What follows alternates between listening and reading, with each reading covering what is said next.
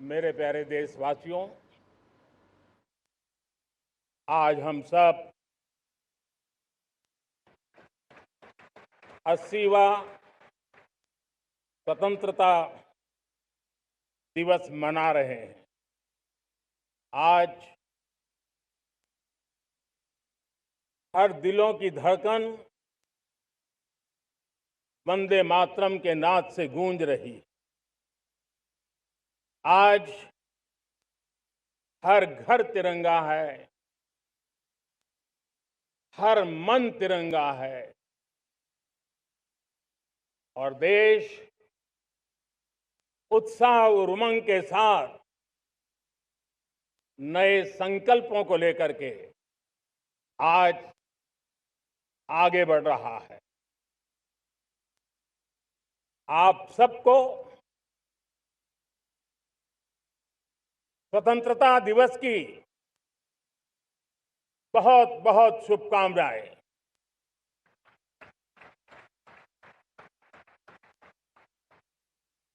देश आज उन महान सपूतों का पुण्य स्मरण करती है जिन्होंने देश की आजादी के लिए त्याग बलिदान की पराकाष्ठा की। अपने तप, त्याग और बलिदान से आजादी के एकमात्र लक्ष्य को लेकर के अपनी पूरी जिंदगी खपा दी। पूज्य बापू समेत सभी स्वातंत्र सेनानियों को बलिदान की महान परंपरा जगाने वाले महान क्रांतिकारियों को आज मैं श्रद्धापूर्वक नमन करता हूं।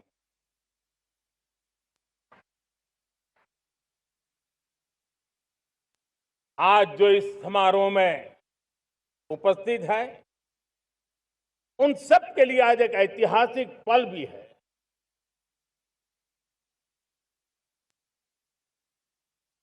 आजादी के बाद 15 अगस्त को लाल किले पर पहली बार वंदे मातरम गूंज रहा है।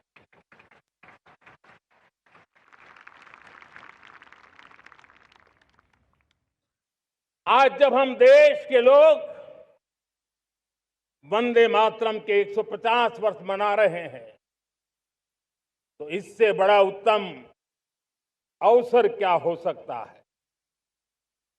मेरे प्यारे देशवासियों, पिछले दिनों देश के कुछ हिस्सों में बाढ़ का प्रकोप रहा, भूस्खलन का प्रकोप रहा, अनेक परिवार प्रभावित हुए। उनके दुख दर्द को हम भली भांति अनुभव करते हैं। पीड़ित परिवारों को मैं विश्वास दिलाता हूं कि हम और पूरा देश उनके साथ खड़े हैं। मेरे प्यारे देशवासियों, कोई भी राष्ट्र तब महान बनता है, तब अपनी सिद्धियों को प्राप्त करता है जब अपने सपनों, अपने संकल्पों और अपने सामर्थ्य के दम पर आगे बढ़ता है। मेरे देशवासियों, अब छोटे सपनों से चलने वाला नहीं। हमें बड़े सपने, क्योंकि बड़े सपने हमारी सोच को भी विस्तार देते हैं, हमारी सोच की क्षितिज को विस्तृत करते हैं। हमारे संकल्प दृढ़ होने चाहिए जब संकल्प दृढ़ होता है तो कठिनाइयों से, आपदाओं के बीच से रास्ते निकालने का सामर्थ्य अपने आप उभर करके आता है। और मेरे प्यारे देशवासियों, हमारे संकल्प भी ऊंचे होने चाहिए, क्योंकि जब सपने ऊंचे होते हैं, संकल्प ऊंचे होते हैं, तो हमारे सामर्थ्य की ऊंचाई भी बढ़ती है, हमारे प्रयासों की ऊंचाई भी बढ़ती है, और तब जाकर के हम सपनों को साकार कर सकते हैं। मेरे प्यारे देशवासियों, आज भारत ने भी एक बहुत बड़ा सपना देखा है, दृढ़ संकल्प के साथ देखा है, नई ऊंचाइयों को छूने के लिए देखा है।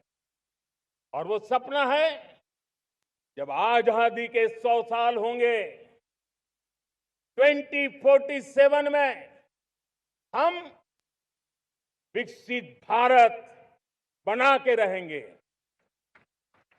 140 करोड़ देशवासियों के पुरुषार्थ से इस लक्ष्य को हमें हासिल करना है। और जब दुनिया की सबसे बड़ी आबादी वाला देश विकसित होने का संकल्प लेता है, तो ये दुनिया की नजरों में भी हमारे साहस का परिचायक बन जाता है। दुनिया हमारी तरफ देखने का नजरिया बदलने के लिए मजबूर हो जाती है। प्यारे देशवासियों, और मैं ऐसे ही नहीं कह रहा हूं, पिछले 12 वर्ष में देश के कोटि कोटि नागरिकों ने, दलित हो, पीड़ित हो, वंचित हो, आदिवासी हो, गांव में रहने वाला हो, शहर में रहने वाला हो, गरीब हो, मध्यम वर्ग का हो, युवा हो, बुजुर्ग हो, नारी हो, पुरुष हो, उत्तर हो, दक्षिण हो, पूर्व हो, पश्चिम हो, हर किसी ने पिछले 12 साल में एक संकल्प के साथ, समर्पण के साथ देश को नई ऊंचाइयों पर ले जाने में हर प्रकार से प्रयास किया है। मैं उनके इस प्रयासों का आदरपूर्वक स्वीकार करता, और उसी का परिणाम है कि इतने कम समय में 25 करोड़ देशवासी गरीबी को परास्त करके गरीबी से बाहर निकले हैं। इन्हीं देशवासियों का प्रयास का परिणाम है कि हम कभी फ्रेजाइल 5 में गिरे जाते थे। 12 साल के भीतर भीतर हम एक मेजर इकोनॉमी में फास्टेस्ट ग्रोइंग इकोनॉमी बन गए हैं। साथियों, देश आजाद हुआ, बहुत सारे सपने लेकर के आजाद हुआ, लेकिन हम गति नहीं पकड़ पाए, रफ्तार नहीं पकड़ पाए। होती है, चलती है, अरे हो जाएगा, देखा जाएगा, उसी में खोए रहे। 2014 तक आते आते तो पूरे विश्व ने हमें फ्रेजाइल 5 के उस में डंप कर दिया था। ऐसे समय पिछले 12 साल में भारत ने एक नई रफ्तार पकड़ी, तेज गति से हम आगे बढ़ रहे हैं।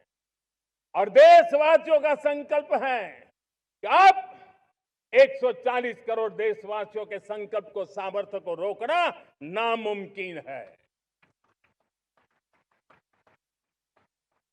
प्यारे देशवासियों, पिछले 12 वर्षों में डिफेंस प्रोडक्शन करीब 4 गुना हुआ, खादी और ग्रामोद्योग का उत्पादन करीब 5 गुना हुआ, इलेक्ट्रॉनिक मैन्युफैक्चरिंग करीब 7 गुना बढ़ा, आधुनिक रेलवे कोच का निर्माण 21 गुना बढ़ा, मोबाइल फोन उत्पादन 33 गुना बढ़ा। इतना ही नहीं, आधुनिक युग को देकर के भी डिजिटल और इनोवेशन की दुनिया में भी हमने अपना परचम लहराया। इंटरनेट यूजर, इंटरनेट कंज्यूमर करीब करीब 4 गुना बढ़े। पेटेंट ग्रांट होने की संख्या 4 गुना बढ़ी। डिजिटल ट्रांजैक्शन 100 गुना बढ़े। सामान्य मानवीय की सुविधाओं की तरफ भी हमने उतना ही गंभीरता से काम किया। हर साल औसतन 15 गुना ज्यादा तेजी से हमने नल से जल कनेक्शन दिए। हर साल औसतन 6 गुनी ज्यादा रफ्तार से लोगों को गैस कनेक्शन दिए। हर साल 4 गुनी रफ्तार से गरीबों के लिए टॉयलेट बनाने का काम किया। हर साल 3 गुना ज्यादा तेजी से गरीबों को घर देने का काम किया। देश ने गवर्नेंस में भी बहुत बदलाव लाया। हजारों की संख्या में कंप्लायंसेस खत्म किए। सैकड़ों की तादाद में पुराने कानून खत्म किए। पिछली शताब्दी के कानूनों से 21वीं शताब्दी की मार्च नहीं हो सकती। हमने आधुनिक इंफ्रास्ट्रक्चर के लिए मेट्रो का विस्तार किया। हमने पब्लिक ट्रांसपोर्ट को ताकत दी। जिस स्पीड से काम, जिस स्केल पर काम किया, ये सब, ये रफ्तार, ये विस्तार, ये अचीवमेंट आजादी के बाद पहली बार पिछले 1 दशक ने देखा है। और जब इतनी सारी सिद्धियां हमारे सामने हो, इतनी तेज गति दिखाई देती हो, देशवासियों का सामर्थ्य पल पल प्रकट होता है, तब तो 2047 में विकसित भारत बनने का संकल्प कभी भी अधूरा नहीं रह सकता है। ये सारे आंकड़े इस बात की गवाही देते हैं कि हम आगे बढ़ने वाले हैं। मेरे प्यारे देशवासियों, लेकिन उसके लिए आत्मविश्वास की जरूरत होती है, आत्मगौरव की जरूरत होती है, और साथ साथ आत्मनिर्भर भारत होना भी बहुत जरूरी होता है। और इसलिए बीते वर्षों में हमारा कन्विक्शन रहा है कि भारत को हमें अब दूसरे देशों पर निर्भर रह करके नहीं जीना चाहिए। हमें आत्मनिर्भर बनना चाहिए। दुनिया में बहुत कुछ मिलता है, सस्ता मिलता है, जल्दी मिल सकता है, लेकिन उससे हमारा सामर्थ्य तैयार नहीं होता, न हमारे सामर्थ्य की कसौटी होती है। और इसलिए हमें भी अपनी क्षमताओं को बढ़ाना है। अपने हितों की सुरक्षा हमें खुद को करनी है। और इसलिए आत्मनिर्भर भारत का संकल्प बहुत दृढ़ता के साथ हम लेकर के आगे बढ़ रहे हैं। मेक इन इंडिया, स्वदेशी, वोकल फॉर लोकल, इन सारे क्षेत्रों में आज हर भारतीय का मन जुड़ रहा है। मेरे प्यारे देशवासियों, मैं आपको एक उदाहरण देता हूं सेमीकंडक्टर का। देश आजाद होने के बाद विश्व में तो सेमीकंडक्टर की चर्चा हो चुकी थी, हमारे यहां भी बातें होती थी, लेकिन सेमीकंडक्टर का कोई बड़ा प्लान हम आगे नहीं बढ़ा पाए। और आज स्थिति क्या है? आज की डिजिटल दुनिया में, आज की टेक्नोलॉजी में चिप का महात्म्य हम समझते हैं। कोई भी इलेक्ट्रॉनिक गुड्स होगा, हमारे मेडिकल इक्विपमेंट होंगे, हमारे ट्रांसपोर्ट के रास्ते होंगे, हर किसी में चिप अनिवार्य है। और इस चिप के बिना दुनिया थम जाए ऐसी स्थिति पैदा हो जाए। और इसलिए भारत ने आत्मनिर्भर होने की दिशा में अपना सेमीकंडक्टर प्लांट, बड़ा सेमीकंडक्टर प्लांट, 3 सेमीकंडक्टर प्लांट शुरू हो चुके हैं और मुझे बताया गया है कि वहां जो प्रोडक्शन हो रहा है वो एक्सपोर्ट होना शुरू हो चुका है।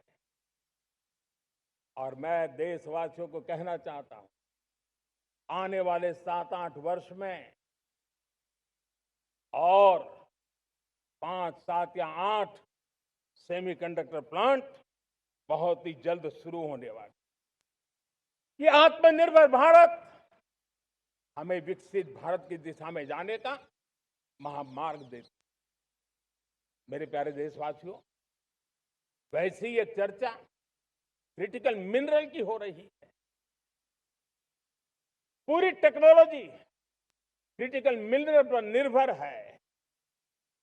भारत इसमें भी अपने आप को सुरक्षित करने में जुटा हुआ है। क्रिटिकल मिनरल का लक्ष्य साझा किया जाए। नेशनल क्रिटिकल मिनरल ये हमने लॉन्च किया। बजट में क्रिटिकल मिनरल कॉरिडोर की हमने घोषणा की है। कई देशों के साथ एग्रीमेंट हो रहे हैं। विश्व के कई देश अब इस क्रिटिकल मिनरल के विषय में भारत के पर भरोसा करने लगे हैं। मेरे प्यारे देशवासियों, जैसे सेमीकंडक्टर की बात हो, क्रिटिकल मिनरल की बात हो, वैसे ही जिस टेक्नोलॉजी की दिशा में हम जा रहे हैं, दुनिया जा रही है, उसमें एनर्जी का महत्व और बढ़ता चला जा रहा है। अब एनर्जी के बिना भी नई दुनिया को चलाना मुश्किल है और इसलिए हमें चिप हो, एआई हो, डेटा सेंटर हो, हमें बहुत बड़ी मात्रा में बिजली की जरूरत होगी। एनर्जी सिक्योरिटी ये हमारे समय की मांग है और इसलिए हमने पहले से ही उस दिशा में एक के बाद एक मजबूत कदम उठाए हैं। एनर्जी सिक्योरिटी का एक बड़ा माध्यम है परमाणु ऊर्जा, न्यूक्लियर एनर्जी। हमने पार्लियामेंट में शांति एक्ट पास कर करके एक नए लक्ष्य तरफ जाने का रास्ता तय कर लिया है। 2047 तक हम 100 गीगावाट न्यूक्लियर पावर का लक्ष्य लेकर के चल रहे हैं। इसी एक दशक में हम 5 नए न्यूक्लियर रिएक्टर शुरू करने का लक्ष्य लेकर के चल रहे हैं।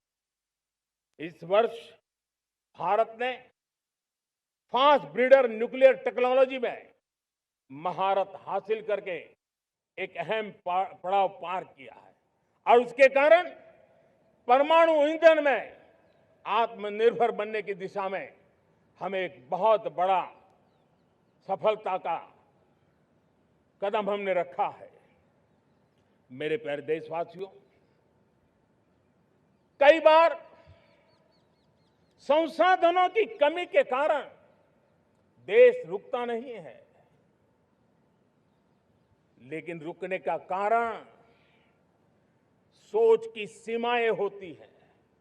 जब सोच बंध जाती है, सीमाओं में सड़ने लग जाती है, तब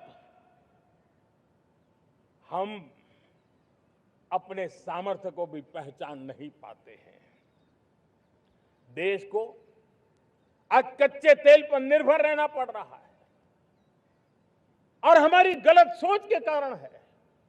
आप जान के हैरान हो जाएंगे, हमने समुद्री तट पे 99% हमारा समुद्री तट का पूरा हिस्सा ऐसी सोच के कारण नो गो एरिया घोषित करके रखा था। हमने ही समंदर के अंदर जाकर के एक्सप्लोरेशन न करने का निर्णय कर लिया था। ये सोच का दारिद्र्य था। हमने फैसला किया ये नहीं चल सकता। हमने उस 99% को जो कभी नो गो एरिया हुआ करते थे, हमने उसको गो एहेड एरिया के रूप में खुला कर दिया है।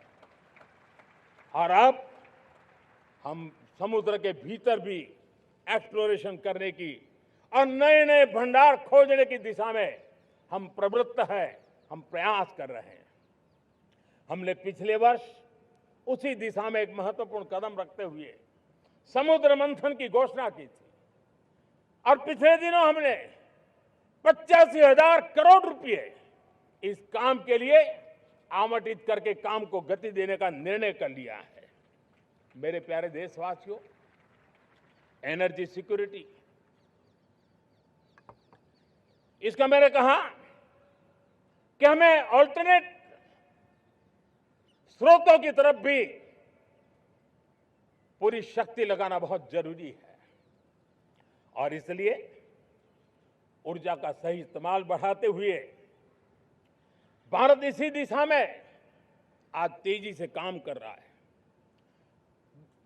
2014 से पहले, मतलब आज से 12 साल पहले, हमारे देश में सिर्फ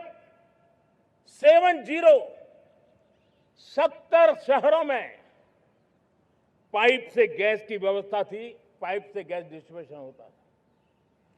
12 साल में इन 70 शहरों को हमने 700 शहरों तक पहुंचा दिया है।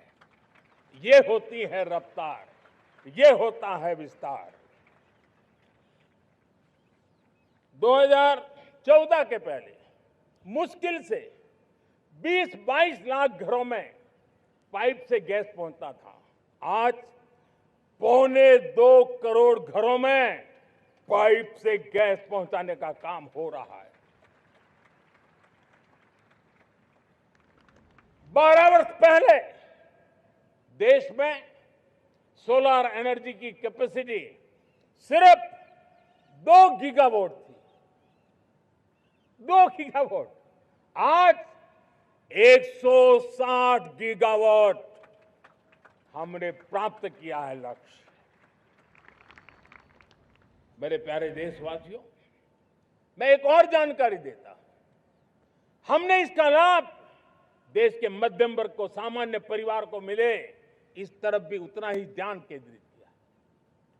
हमने पीएम सूर्यघर मुफ्त बिजली योजना चालू की और आज मुझे संतोष है कि इतने कम समय में 50 लाख घरों का सोलर एनर्जी का काम हम आंकड़ा पार कर चुके हैं। तेजी से चल रहा है और उसके कारण हजारों घरों का बिजली बिल 0 हो गया है। हजारों घर अपनी बिजली का उपयोग करने से अतिरिक्त बिजली आज बेच करके कमाई कर रहे हैं। हर परिवार को हम इस काम के लिए 80,000 रुपया सरकार की तरफ से एक एक परिवार को मदद दी जा रही है, तब जाकर के हम इस काम को पूरा कर रहे हैं। मेरे प्यारे देशवासियों, आपको जानकर के हैरानी होगी, ये जो हमारी रेलवे है उसका इलेक्ट्रिफिकेशन का काम हमारे देश में 1925 में शुरू हुआ था। 1925 में इलेक्ट्रिफिकेशन का काम शुरू हुआ, लेकिन 90 साल में 1925 से लेकर के 90 साल में सिर्फ 30% रेल का इलेक्ट्रिफिकेशन हुआ था।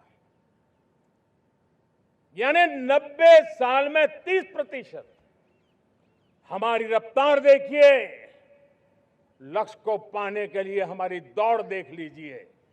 हमने एक दशक के अंदर 100% काम पूरा कर दिया। 90 साल में 30%, 10 साल में 70%, ये होता है काम। और इसके कारण डीजल जो हमें बाहर से लाना पड़ता है उसकी बचत हुई, बिजली से हमारी ट्रेनें चली, पर्यावरण को फायदा होने लगा। मेरे प्यारे देशवासियों, हम यहां से नहीं रुके हैं, हम दुनिया के अंदर पीछे रहना नहीं चाहते। पिछले दिनों आपने खबर सुनी होगी, भारत ने ईंधन का नया क्षेत्र को भी छू लिया है। देश ने पहली हाइड्रोजन से चलने वाली ट्रेन शुरू कर दी है और मुझे खुशी है, ये सबसे लंबी ट्रेन है और सबसे ताकतवर ट्रेन है और दुनिया में हाइड्रोजन ट्रेन के क्षेत्र में भी भारत ने अपना झंडा गाड़ दिया है। प्यारे देशवासियों, पिछले 10-12 साल हम लगातार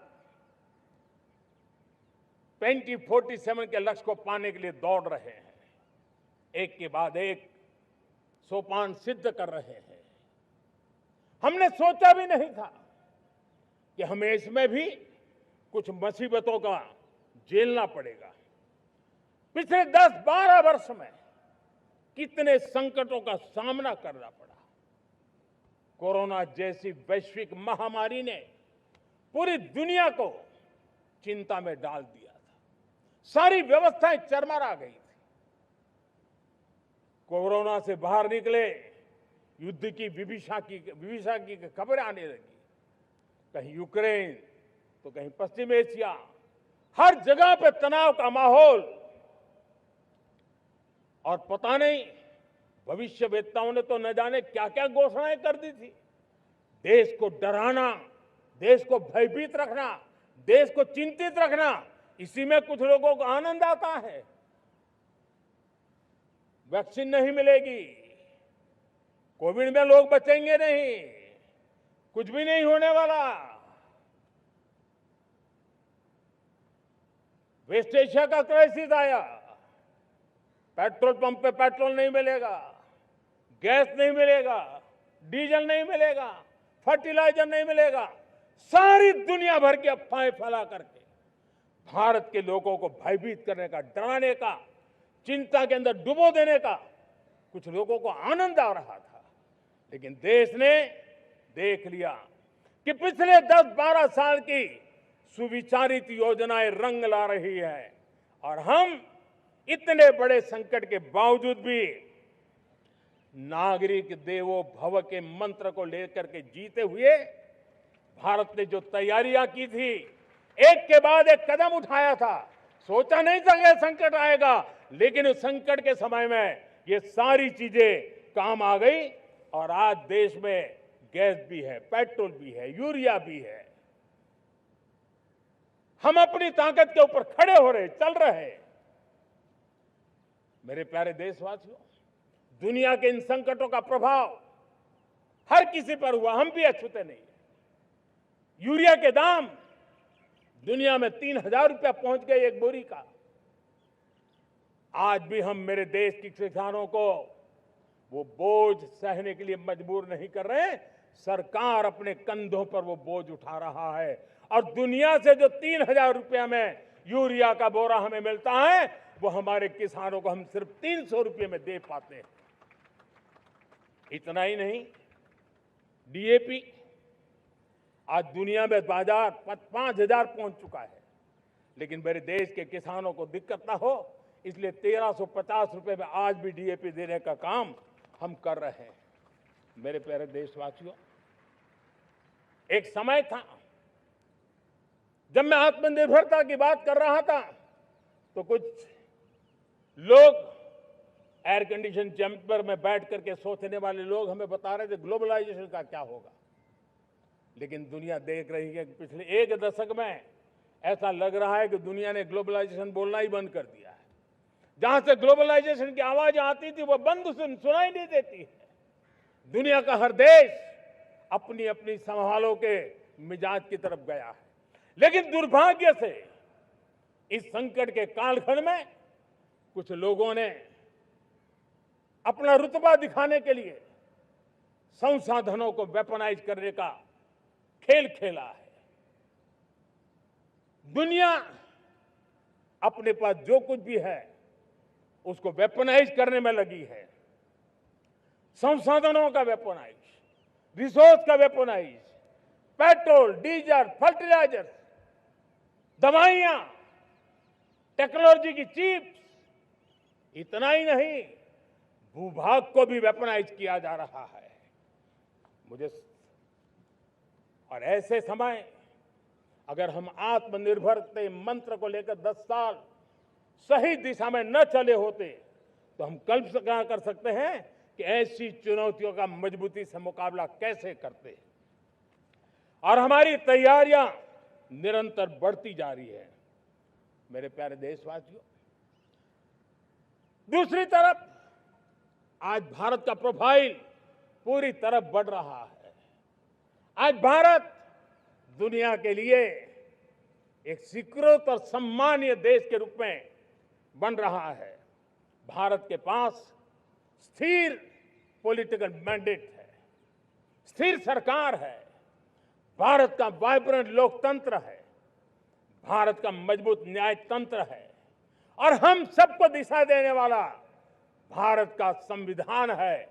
और अब दुनिया हमारे इन सामर्थ्य को पहचानने लगी है और इसलिए 2014 के बाद दुनिया करीब करीब 40 देशों के साथ हमारा FTA एग्रीमेंट हो रहा है। अब देखिए कितना बड़ा अवसर आया है। लेकिन ये जो ट्रेड एग्रीमेंट्स हुए हैं ये एक बहुत बड़ा अवसर है और इसलिए खास करके मैं मेरे MSMEs को कहना चाहूंगा कि हमें इस मौके को छोड़ना नहीं है। दुनिया में हमें पहुंचना है। भारत के उत्पाद की हर चीज विश्व के बाजार में पहुंचे और चाहे हमारा टेक्सटाइल हो, हमारी मशीनरी हो, हमने दवाइयां हो, हमने मौका छोड़ना नहीं है। लेकिन वैश्विक जो पैरामीटर्स हैं उस पैरामीटर को हमें पार करना होगा। हमें दुनिया से जो मिलता है उसे अच्छा देना पड़ेगा, दुनिया में जो मिलता है उसे सस्ता देना पड़ेगा। और पंजाब के लुधियाना से लेकर के तमिलनाडु के तिरुपुर तक हमारा टेक्सटाइल सेक्टर दुनिया में पहुंच सकता है। इतना ही नहीं, केरलम से लेकर के गुजरात और तमिलनाडु से लेकर के बंगाल, ये हमारा समुद्री तट, हमारे मछुआरे भाई बहन आज इस FTA के कारण हमारे श्रिप यानी झींगा उसके एक्सपोर्ट की बहुत संभावना बनी है। हमारे सी फूड की दुनिया में पहुंच बनने की संभावना पड़ी हुई है। और इसलिए मैं चाहूंगा कि हम इस परिस्थिति का फायदा उठाते हुए, हम आगे चलते हुए हम इन कामों को पार करने के लिए प्रयास करें। मेरे प्यारे देशवासियों, मैंने जो भूमिका आपके सामने रखी है उसके पीछे 2047 का लक्ष्य इन मजबूत नींव पर खड़ा है। 2047 विकसित भारत का लक्ष्य हमने पिछले 10-12 साल में देशवासियों ने जो सामर्थ्य दिखाया है उस सामर्थ्य का हिस्सा है। और इसलिए मेरे प्यारे भाइयों बहनों, सदी का 1/4 हिस्सा बीत चुका है और अगला 1/4 हमारे लिए अत्यंत महत्वपूर्ण है। अब हम रुक नहीं सकते हैं, हमारी गति नहीं रुक सकती है, हमारी दिशा तय हो चुकी है, हमें प्राप्त करके रहना है। और इसके लिए हमें अपना वर्क कल्चर बदलना होगा। हमारे वर्क कल्चर को बदलते हुए हमें हमारी सोच को भी बदलना होगा, हमें हमारे काम की गति को भी बदलना होगा। जो काम पिछले 5-7 दशक में नहीं हुए हैं वो काम हमें आने वाले 5-7 साल में करने हैं।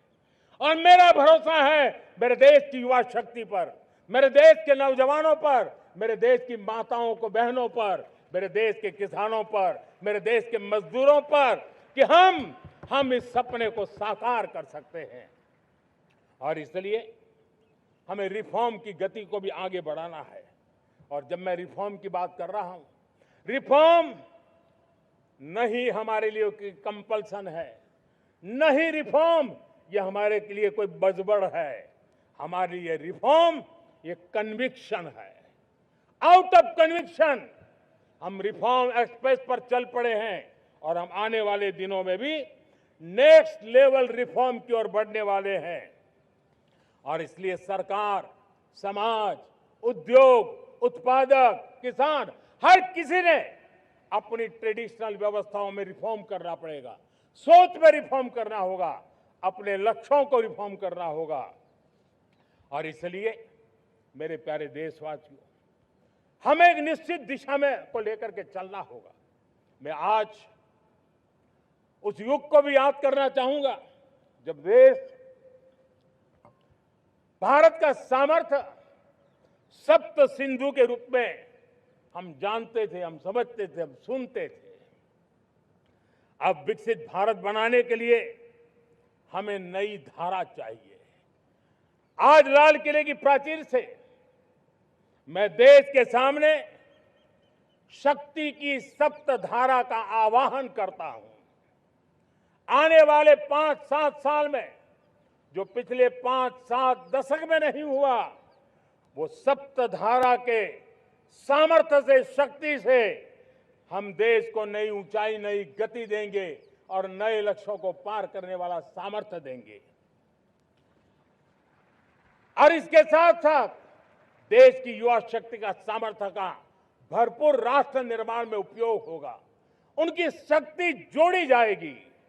आने वाले दिनों में जब मैं सप्तधारा की बात करता हूं, सप्तधारा की पहली शक्ति है मैन्युफैक्चरिंग पावर। मेरे प्यारे देशवासियों, हमें मैन्युफैक्चरिंग सेक्टर को बहुत आगे बढ़ाना होगा और प्रोडक्शन बढ़ाने के साथ साथ हमें छोटे छोटे पुर्जे भी बनाने हैं और बड़े बड़े प्रोडक्ट भी बनाने हैं। पूरा वैल्यू चेन हमारा होना चाहिए और उसे लेकर के चलना। हमें कंपोनेंट भी चाहिए और हमें कंप्लीट मैन्युफैक्चरिंग भी चाहिए, कंप्लीट प्रोडक्ट भी चाहिए। डिजाइन से लेकर मैन्युफैक्चरिंग तक भारत को ग्लोबल सप्लाई चेन का भरोसामंद केंद्र बनना होगा। इसके लिए मैं 3 चीजों पर विशेष जोर देना चाहता हूं। मैन्युफैक्चरिंग के क्षेत्र में जो मेरे भाई बहन हैं, ये समय का ये अवसर है, इस अवसर को जाने मत दें। और इसके लिए हमें कॉस्ट, क्वालिटी और स्केल, इसके विषय में वैश्विक मानदंडों से खरा उतरना पड़ेगा।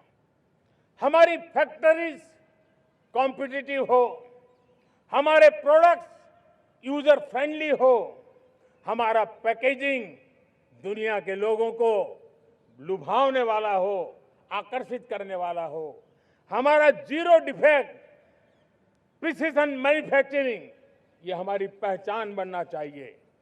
हर मैन्युफैक्चरर, हर एंटरप्रेन्योर, हर एमएसएमई से मैं कहना चाहता हूं, ग्लोबल मार्केट में हमारी पहचान विश्वसनीयता और गुणवत्ता के आधार पर होनी चाहिए। क्वालिटी के संबंध में नो कॉम्प्रोमाइज, और इसलिए हमारा मंत्र क्वालिटी, क्वालिटी, क्वालिटी होना चाहिए।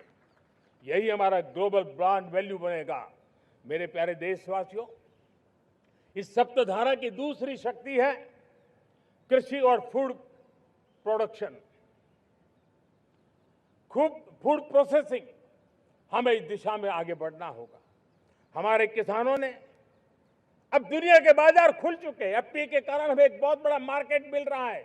हमें वहां पहुंचना है, हमें उस जगह को हाथ लगाना है। हमें खेत से लेकर एक्सपोर्ट मार्केट की ओर जाना होगा। हमारे पारंपरिक खान पान हो, हमारे मिलेट्स हो, हमारे मसाला हो, हमारे फल हो, फूल हो, क्या कुछ नहीं है हमारे पास, वो ग्लोबल ब्रांड्स बनने चाहिए। हमारे किसान केमिकल फ्री खेती को बल देंगे, दुनिया में इनकी मांग और बढ़ने वाली है। और जो ग्लोबल पैरामीटर्स के अंदर हर प्रकार से सिद्ध होने वाले हमारे एग्रो प्रोडक्ट होंगे, तो दुनिया में हम आसानी से पहुंच पाएंगे।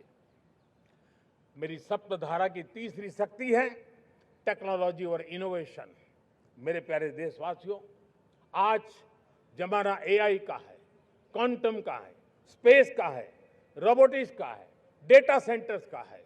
पूरी तरह एक नया क्षेत्र खुल चुका है और इमर्जिंग टेक्नोलॉजी ये भी हर पल हमें चुनौती दे रही है। और इसलिए देश को दुनिया के लिए मार्केट नहीं बना देना, हमें इनोवेशन का हब बनना है। हमने यूपीआई और डिजिटल पब्लिक इंफ्रास्ट्रक्चर में लोहा मनवा लिया है, हमारी ताकत का परिचय करवा दिया है। अब भारत को डिजिटल पब्लिक टेक्नोलॉजी उसको भी दुनिया के कोने कोने तक पहुंचाना है। भारत को नेक्स्ट जनरेशन कम्युनिकेशन टेक्नोलॉजी में लीड करना है। मेड इन इंडिया 6G हर कोने में पहुंचे, ये हमारा लक्ष्य होना चाहिए और हमें उस पर तेजी करनी चाहिए और इसके लिए हमारा प्रयास कम नहीं होना चाहिए। सप्तधारा की चौथी शक्ति है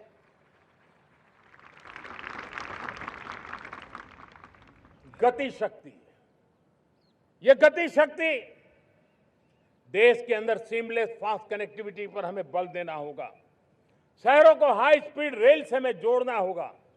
मॉडर्न हाईवे चाहिए, इनलैंड वाटरवेज चाहिए, एयरपोर्ट चाहिए, मल्टी मॉडल लॉजिस्टिक की व्यवस्था चाहिए।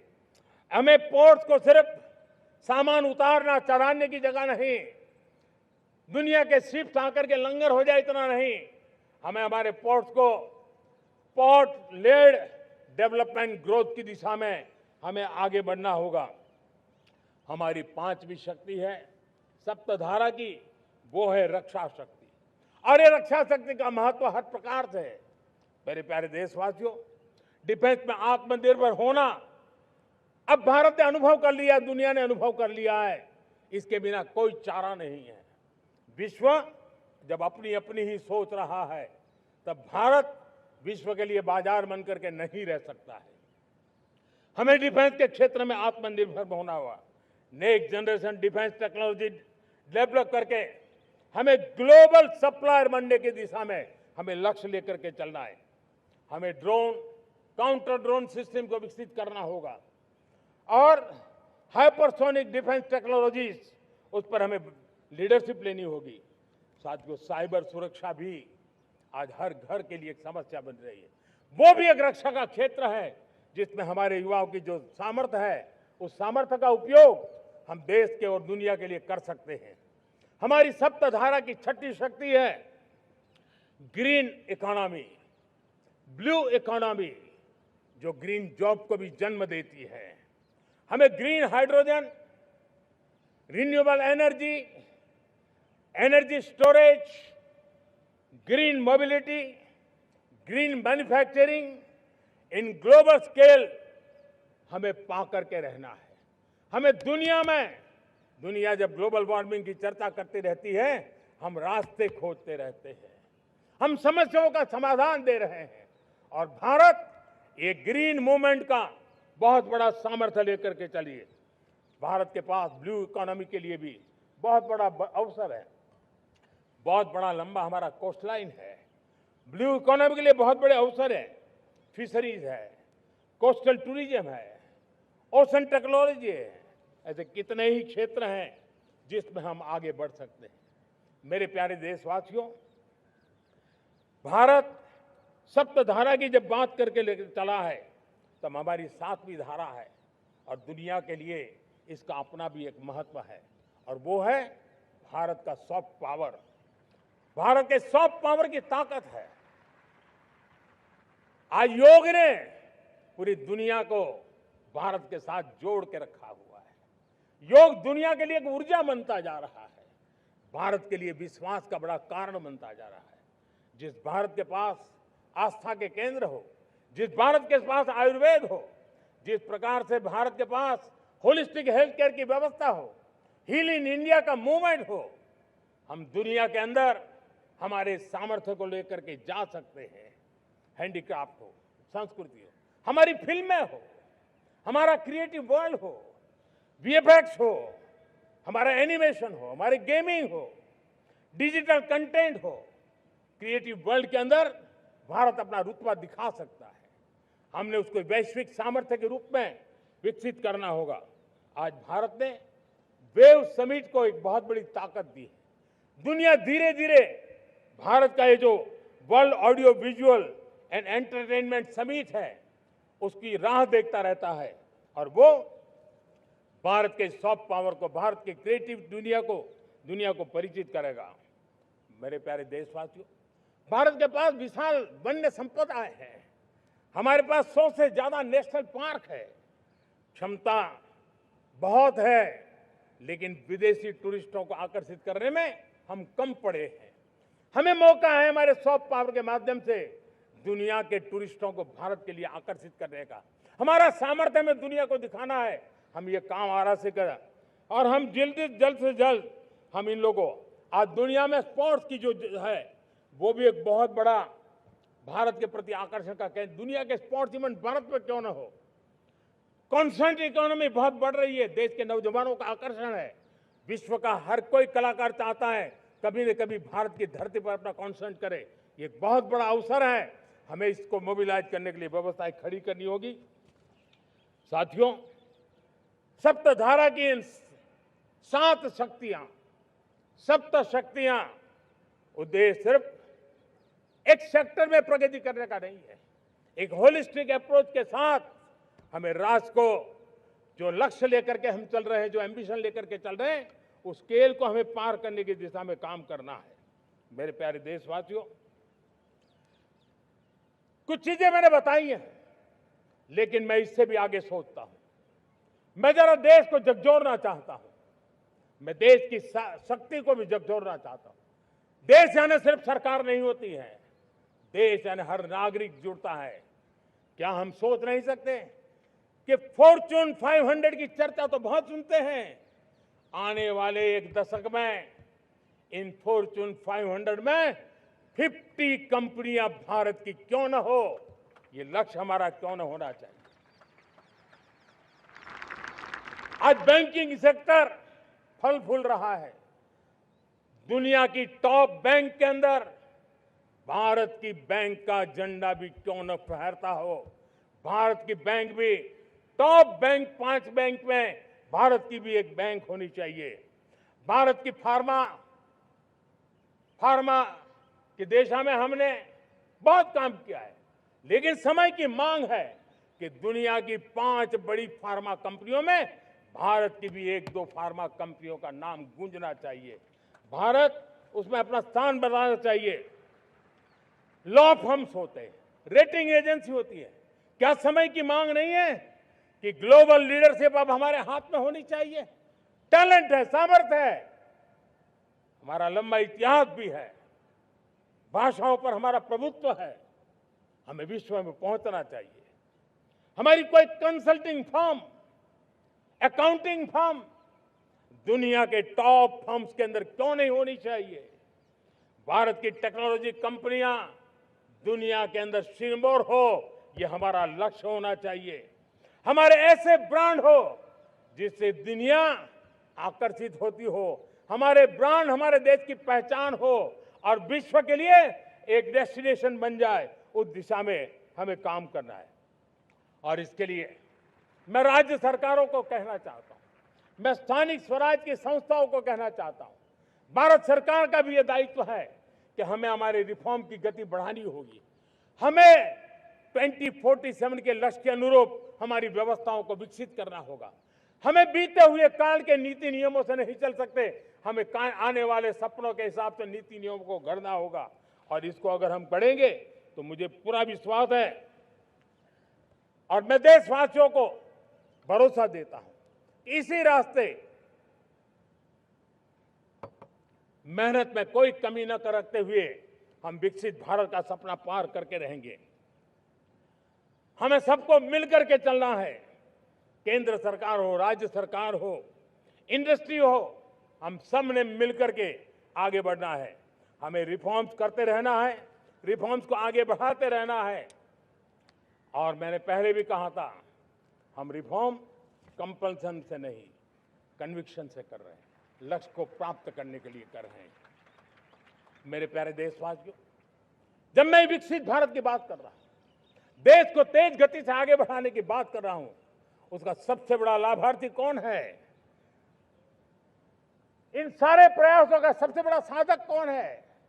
अगर साधक है तो मेरे देश का युवा है, मेरे देश की युवा शक्ति है। विकसित भारत की यात्रा में युवाओं की बहुत बड़ी भूमिका है। इतना ही नहीं, विकसित भारत का सबसे बड़ा लाभार्थी भी मेरे देश का युवा है और इसलिए हमें विकसित भारत के लक्ष्य को युवाओं के साथ जोड़ करके आगे बढ़ाना है। युवाओं हमारी सर्वोच्च प्राथमिकता के साथ हमें आगे बढ़ना है। साथियों, पिछले 10-12 साल में उस दिशा में बहुत कुछ हुआ है। स्टार्टअप इंडिया अभियान, आज पूरे देश में 2.5 लाख से ज्यादा रजिस्टर्ड स्टार्टअप बन गए। देश के नौजवान खुद तो काम कर रहे हैं, अनेकों को रोजगार दे रहे हैं। 1 लाख करोड़ रुपया इनोवेशन फंड भारत सरकार ने घोषित किया है। मैं देश को, नौजवानों को कहना चाहता हूं, आप अपने सपनों को लेकर के आइए, संसाधनों की कमी नहीं रहने देंगे। 1 लाख करोड़ रुपया आपके दिल दिमाग को सामर्थ्य देने का एक व्यवस्था हमने कर दी है। रिसर्च के नए अवसर मिले, डिजिटल इंडिया के नए सस्ते डेटा, ये युवाओं को सशक्त किया। दुनिया में सस्ता डेटा कहीं है तो भारत की धरती पर है, और देश के नौजवानों को उसने नई ताकत दी है। स्किल इंडिया हमने नेशनल प्रोग्राम बनाया है। स्पेस सेक्टर को हमने ओपन कर दिया। नेशनल ड्रोन पॉलिसी हमने बनाई है। खेलो इंडिया पॉलिसी बनाई है। 35 वर्षों तक एजुकेशन पॉलिसी नहीं थी, नई एजुकेशन पॉलिसी लेकर के आए हैं, और इसका फायदा मिडिल क्लास के परिवारों को हुआ है। साथियों, 2004 से 14 आंकड़ा मुझे देना चाहिए आपको। 2004 से 14 हमारे देश में 350 से भी कम यूनिवर्सिटी थी, और आज 10-12 साल के भीतर करीब 650 नई यूनिवर्सिटी जुड़ चुकी है। करीब 1000 का आंकड़ा हम पहुंच रहे हैं। 2014 के पहले मेडिकल की सिर्फ 400 सीटें हुआ करती थी, आज करीब 850 सीटें मेडिकल की हो रही है। इतना ही नहीं, अब विदेशी यूनिवर्सिटी भी भारत की धरती पर आ रही है। भारत के अंदर विदेशी यूनिवर्सिटी की डिग्री मेरे नौजवान को मिले, इसका प्रबंध भी हो चुका है। हमारे देश के युवा मन बचपन से ही टेक्नोलॉजी की तरफ आकर्षित हो, उस दिशा में हम काम कर रहे हैं, और इसलिए हमने करीब 10,000 से अधिक अटल टिंकरिंग लैब छोटे छोटे बच्चों के हवाले कर दी है, ताकि उनका इनोवेशन और टेक्नोलॉजी के अंदर उनका मन बने। 12 वर्ष युवा, हमने अनेक रास्ते खोले। हम स्टार्टअप ओपन कर दिया, आपने देखा होगा। भारत के प्राइवेट स्टार्टअप 28 साल की एवरेज उम्र के बच्चों ने, नौजवानों ने दुनिया में पहले ही ट्रायल में अपना सैटेलाइट लॉन्च कर दिया और रॉकेट लॉन्च कर दिया। उन्होंने बहुत बड़ा काम कर दिया साथियों। आज करीब 2.5 लाख से ज्यादा रजिस्टर्ड स्टार्टअप है। हमने पिछले दिनों एआई इंपैक्ट समिट किया था। एआई का विस्तार बहुत तेजी से बढ़ रहा है। लाल किले से मैं देश के नौजवानों के लिए घोषणा करना चाहता हूं। हमने तय किया है कि आने वाले 1 वर्ष में 1 करोड़ युवाओं को एआई स्किल के लिए ट्रेनिंग देने का हम काम करेंगे, ताकि हमारा देश का नौजवान एआई की दुनिया में भी नेतृत्व करने का सामर्थ्य। मेरे साथियों, बायो इकोनॉमी एक नया क्षेत्र है। एक समय था 2014 के पहले सिर्फ 60,000 करोड़ रुपए का बायो इकोनॉमी का काम होता था। मेरे देश के नौजवान, आपने क्या कमाल कर दिया है। देखिए, नीतियां जब सही होती है, लक्ष्य जब साफ होता है, तो मेरे देश के नौजवान कैसा करके थे। बायो इकोनॉमी में देश की युवा शक्ति ने सामर्थ्य दिखाया है। 2014 के पहले जो 60,000 करोड़ का कारोबार था, आज वो कारोबार बायो इकोनॉमी 20 लाख करोड़ पहुंच चुकी है। दोस्तों,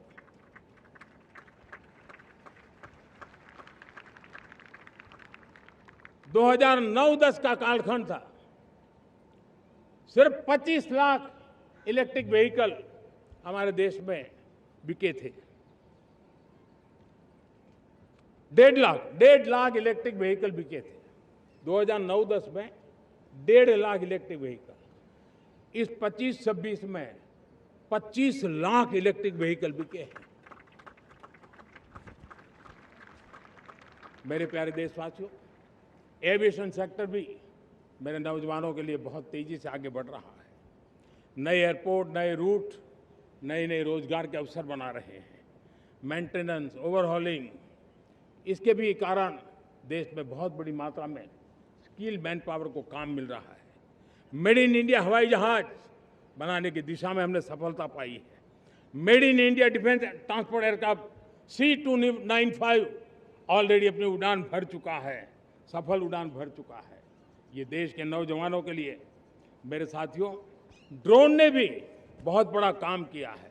स्वामित्व योजना, गांव में ड्रोन से स्वामित्व योजना सफल हो रही है। करीब 3.25 करोड़ परिवारों को स्वामित्व योजना का लाभ मिला है और इसके कारण 140 लाख करोड़ रुपए जैसी संपत्ति अनलॉक हुई है, जिसके कारण बैंक से लोन मिल सकता है, लोग अपना कारोबार कर सकते हैं। मेरे प्यारे देशवासियों, हमारे मध्यम वर्गीय परिवारों के सामने एक बहुत बड़ा बोझ बन चुका है कोचिंग क्लासेस की स्पर्धा। हर माँ बाप को लग रहा है कि कोचिंग क्लास में बच्चे को नहीं भेजा तो हम प्रतिष्ठित परिवार नहीं है। इन गरीब और मिडिल क्लास परिवारों की हम चिंता करते हुए हजारों करोड़ रुपए का उनका खर्च है वो भी बचे, बेटे भी अपने आसपास रह सके, उनकी देखभाल हो सके, परिवार पर आर्थिक बोझ न आए। और इसलिए हमने युवाओं के लिए विभिन्न परीक्षाओं की फ्री ऑनलाइन कोचिंग हमने करने का निर्णय किया है।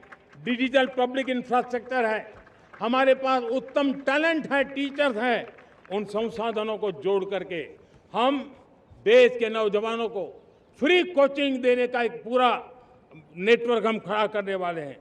मेरे प्यारे देशवासियों, मैं हमेशा कहता आया हूं, जो खेले वो खिले।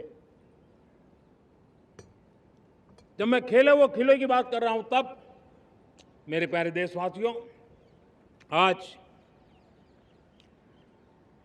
भारत खेल की दुनिया में अपनी जगह बना रहा है। अब खेल के पोडियम में भारत का राष्ट्रगीत सुनाई देता है, भारत का राष्ट्रगान सुनाई देता है, भारत का तिरंगा झंडा लहराता दिखाई नजर आ रहा है। टॉप्स योजना ने बहुत बड़ी सफलता पाई है। खेलो India games, university games, winter games, beach games, sports infrastructure, sports के लिए कोचिंग, स्पोर्ट्स मेडिसिन, स्पोर्ट्स के लिए न्यूट्रिशन, इन सारे विषयों में भारत अब महारत करने की दिशा में आगे बढ़ रहा है। नौजवानों के लिए पूरा नया क्षेत्र, खिलाड़ी न बन सके तो उसकी सपोर्ट सिस्टम में भी बहुत बड़ा क्षेत्र खुल रहा है।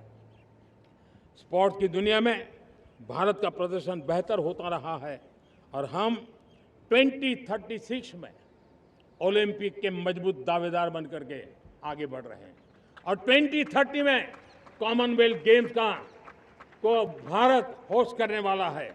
और मेरे साथियों, दुनिया में जो ओलंपिक की खेल होते हैं, करीब 40 प्रकार के गेम होते हैं और करीब 350 साढ़े 350 स्पर्धाएं होती हैं ओलंपिक में। और आपको जानकर के दुख होगा मेरे देशवासियों, मेरे नौजवानों, मैं आपको चुनौती देता हूं, मैं आह्वान करता हूं, मैं आपकी मदद चाहता हूं। 350 जितने स्पर्धाओं में भारत 2/3 खेलों में कहीं होता ही नहीं, हमारी मौजूदगी नहीं होती, हम क्वालिफाई नहीं होते हैं। हमने तय किया है कि 2036 में जो ओलंपिक होगा, हम चाहते हैं कि वो भारत में हो, लेकिन 2036 में जिन विधाओं में आज भारत खेलता नहीं है, जिन विधाओं में भारत क्वालिफाई नहीं करता है, जिन स्पर्धाओं में भारत ने छोड़ के रखा है, 3/4 हिस्सा हमारे इंतजार कर रहा है। भारत उस पर बल देगा और इसके लिए हम टैलेंट हंट का एक अभियान भी चलाना चाहते हैं। हमें अगर 2036 के लिए खिलाड़ी चाहिए तो आज जो 5 साल, 10 साल, 15 साल की उम्र के नौजवान हैं, बेटे हैं, उनके तरफ ध्यान देना होगा, उन बेटियों पर ध्यान देना होगा। और इसलिए 5 से 15 उम्र के बच्चों में खेल प्रतिभा ढूंढने के लिए गांव गांव, शहर शहर, स्कूल स्कूल एक टैलेंट हंट का अभियान चलाया जाएगा। बच्चों की प्रतिभा को देखा जाएगा और फिर उनको स्पेशल ट्रेनिंग दे करके देश के लिए खेलने वाले अच्छे खिलाड़ी बनाए जाएंगे। मेरे प्यारे युवा, देश के सामने, देश के नौजवानों के सामने नशा एक बहुत बड़ा संकट बनता जा रहा है। नशा मुक्त भारत ये हम सबका सामूहिक दायित्व होना चाहिए। हमारे उज्जवल भविष्य के लिए हमारी युवा पीढ़ी मजबूत हो, हमारा युवा सामर्थ्य हमारे देश के लिए काम आए, इसलिए नशा मुक्त भारत। पिछले दिनों माय भारत के वॉलंटियर्स ने, देश के एनजीओ ने, देश के सामाजिक सांस्कृतिक संगठनों ने, देश के आध्यात्मिक पुरुषों ने मिलकर के नशा मुक्त भारत का 100 सप्ताह का एक कार्यक्रम तय किया है। 100 सप्ताह तक एक अभियान चलने वाला है। मैं हर परिवार को कहना चाहता हूं कि आप भी इस अभियान का हिस्सा बने, आप इसके साथ जुड़िए और देश के नशा मुक्त भारत के सपने को पूरा करने के लिए आप आगे आइए। मेरे प्यारे देशवासियों, 21वीं सदी में दशकों पुरानी जो चुनौतियां हैं, उन चुनौतियों को खत्म करना बहुत अनिवार्य है।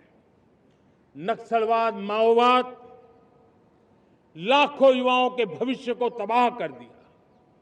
अनेक माताओं के दुधमल नौजवानों को छीन लिया, बर्बाद कर दिया।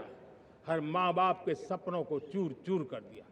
इस नक्सलवाद ने 4 दशक तक हिंदुस्तान के बहुत बड़े हिस्से को, बहुत बड़ी आबादी को दबोच करके रखा था, बंदूक के नोक पर दबोच करके रखा था, संविधान की धज्जियां उड़ा दी थी और देश के सामान्य नागरिकों की रक्षा में 3,500 से ज्यादा हमारी पुलिस के, सुरक्षा बल के जवान शहीद हो गए। युद्ध के अंदर जितने सैनिक मरते हैं, उससे ज्यादा हमारे पुलिस जवानों को जान की बाजी लगानी पड़ी ताकि देश के सामान्य मानवी को सुरक्षा मिले। ये नक्सलवाद ने धरती को लहूलुहान कर दिया था। 2014 में आपने जब हमें मौका दिया, उसी दिन हमने संकल्प लिया था कि हम देश को नक्सलवाद से मुक्त करेंगे। और आज मुझे खुशी है कि नक्सली माओवादी हिंसा आखिरी सांस भी शायद रहने की अब तो ताकत नहीं रही है। पूरी तरह उसे खत्म करने की दिशा में जहां पर कभी नक्सलवादियों की गोलियां चलती थी, जहां पर कभी धरती रक्त रंजित रहा करती थी, आज उसी नक्सल क्षेत्रों में, उसी इलाकों में नक्सल मुक्त होने के कारण विकास, विश्वास और प्रयास का तिरंगा लहरा रहा है। मेरे प्यारे देशवासियों, लेकिन इस चुनौती को हमने कम नहीं आंकना है। इस चुनौती से हमें और भी सावधान रहने की जरूरत है। वर्षों तक देश की सत्ता में माओवादी सोच के लोग गलियारों में अपनी जगह बना करके बैठे थे। सरकारी कमेटियों में सलाहकार के रूप में भी ये माओवादी सोच ने नीतियों को प्रभावित किया था। मेरे प्यारे देशवासियों, जंगलों में हमें हथियारी नक्सलों का खात्मा बुलाने में, उस संकट से देश को मुक्त कराने में सफलता मिली है। लेकिन हथियारी नक्सल तो गए, लेकिन दिमागी नक्सल, ये दिमागी नक्सल मौके की तलाश में है। हिंसा, अराजकता के वो रास्ते खोज रहे हैं, समाज को गलत राह पर घसीटने के लिए भांति भांति के दांव कर रहे हैं। इन दिमागी नक्सलियों को पहचानना होगा, इन दिमागी नक्सलियों को आइसोलेट करना होगा और राष्ट्र को विकसित राष्ट्र बनाने की मुख्य धारा की ओर देश की युवा पीढ़ी को जोड़ना होगा। मेरे प्यारे देशवासियों, सुरक्षित भारत बनाना हम सबका दायित्व है। चुनौती सीमा के भीतर हो या सरहद से बाहर, भारत हर परिस्थिति के लिए तैयार है। आज युद्ध का नेचर बदल रहा है। अब युद्ध सीमा पर ही होता है, गारंटी नहीं है। आज युद्ध सीमा के अंदर, कहीं रिफाइनरी पे जाकर के, कहीं बैंकिंग सेक्टर को जाकर के, कहीं डेटा सेंटर को जाकर के, एक प्रकार से लड़ाई का नया रूप, इंफ्रास्ट्रक्चर तोड़े जा रहे हैं, फैक्ट्रियां तोड़ी जा रही है। हमने मिशन सुदर्शन चक्र की पिछले सालों घोषणा की थी, बहुत तेजी से उस पर काम चल रहा है। आज डिफेंस एक्सपोर्ट हमारा करीब 50 गुना बढ़ा है। करीब 100 देशों में हमारे अस्त्र शस्त्र पहुंच रहे हैं। वैश्विक पटल पर भारत की प्रतिष्ठा धीरे धीरे बढ़ रही है। बदलते हुए समय में अस्त्र शस्त्र की तरफ काम करना है, सैन्य बलों का सामर्थ्य बढ़ाना है, लेकिन साथ साथ नागरिकों को भी तैयार करना होगा। पिछली शताब्दी के युद्धों के अनुरूप जो सिविल डिफेंस की व्यवस्थाएं हमारे देश में विकसित हुई है, वो कालबाह्य हो चुकी है। और इसलिए मैं आज लाल किले से घोषणा कर रहा हूं कि हम आने वाले दिनों में सिविल डिफेंस का एक वाइब्रेंट नेटवर्क खड़ा करेंगे। आधुनिक व्यवस्थाओं से उनको परिचित कराएंगे।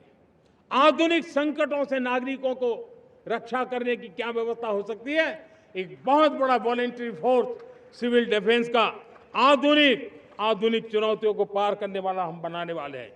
मेरे प्यारे देशवासियों, राष्ट्र के निर्माण में आज हमारी बहनों बेटियों का योगदान हम सब के लिए बहुत बड़ा प्रेरणा का कारण बना हुआ है।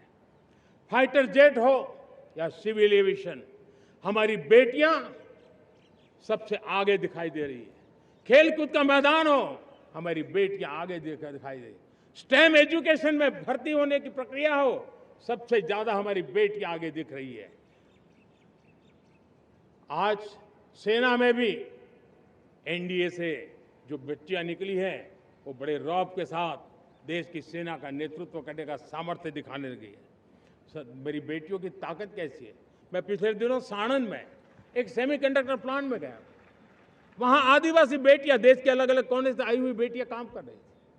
वो उस गांव से आई थी जिन्होंने पासपोर्ट क्या होता है पता तक नहीं था। वो बेटियां विदेशों में गई, ट्रेनिंग लेकर के आई और आज चिप निर्माण का काम कर रही है। और बड़े कॉन्फिडेंस, मैं जो उनका कॉन्फिडेंस देखा, मैं सचमुच में बहुत प्रभावित हुआ था। आज 3 करोड़ बहनों को हमने लखपति दीदी बनाने का लक्ष्य तय किया था, उसको पार कर लिया था। अब हम 6 करोड़ लखपति दीदी बनाने के लक्ष्य को लेकर के आगे बढ़ रहे हैं।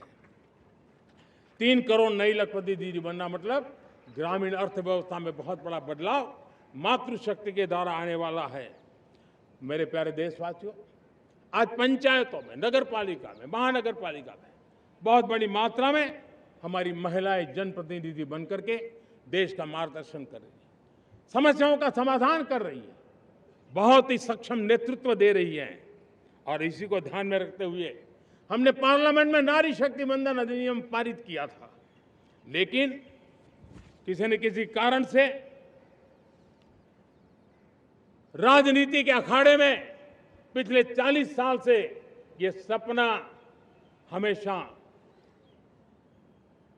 राजनीतिक अखाड़े का शिकार हो गया है। मैं देश के सभी राजनीतिक दलों से आज लाल किले की प्राचीर से तिरंगे झंडे की छाया में खड़े होकर के प्रार्थना करता हूं, आग्रह करता हूं,